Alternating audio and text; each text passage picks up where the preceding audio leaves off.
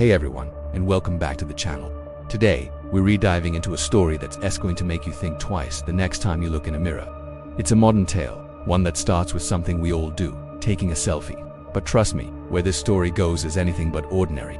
It's the kind of creepy that sticks with you, that makes the hairs on your arms stand up. So, grab your headphones, turn down the lights, and get ready for a story that blurs the line between our world and the one staring back at us. Our story is about a teenager named Chloe. Like a lot of us, Chloe loved capturing moments. Her phone was a gallery of her life, friends, food, sunsets, and of course, herself.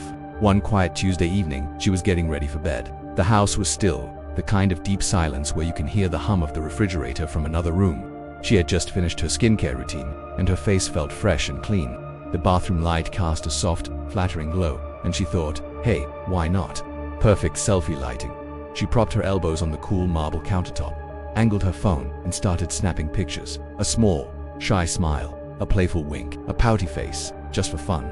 She was in her own little world, scrolling through the photos, deleting the ones where the angle wasn't quite right. It was a familiar, almost mindless ritual. She decided to take one last photo before heading to bed. She leaned in a little closer to the mirror, holding her phone up ready to capture that final perfect shot. She smiled genuinely this time, a real, happy smile. Asterisk click asterisk. The shutter sound echoed slightly in the tiled room. She lowered her phone to check the photo, her thumb hovering over the gallery icon. And that's when a strange feeling washed over her, a sudden, inexplicable chill that had nothing to do with the temperature of the room. It was a deep, primal sense that something was fundamentally wrong. She hesitated for a moment, her heart starting to beat a little faster. With a shaky breath, she tapped on the last photo to view it full screen. At first glance, everything looked normal. There she was, standing in her bathroom, phone in hand. The lighting was good, the focus was sharp, but her eyes were drawn to her own reflection in the mirror within the photo. It was her, but not. While Chloe in the foreground had a gentle, pleasant smile, the Chloe in the mirror was different. Her reflection's smile was too wide, stretching unnaturally from ear to ear, filled with too many teeth.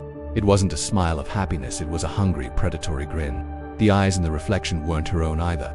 They were dark, hollow pits, devoid of any light or life, staring directly out from the screen, right at her. A gasp escaped her lips, and she dropped her phone. It clattered onto the tiled floor, the screen thankfully not cracking. Her head whipped up to look at her actual reflection in the mirror. It was just her, normal her. Confused, terrified her, with a normal, frightened expression. There was no monstrous smile, no empty eyes, just her own face staring back, pale and wide-eyed. Was she seeing things? Was it a glitch? A trick of the light? Her hands trembled as she picked up the phone again.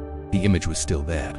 The horrifying, grinning doppelganger was still trapped in the pixels of her last photo, mocking her from the digital world. She frantically swiped back through the other selfies she had taken just moments before. In every single one, her reflection was perfectly normal, mirroring her exact expression.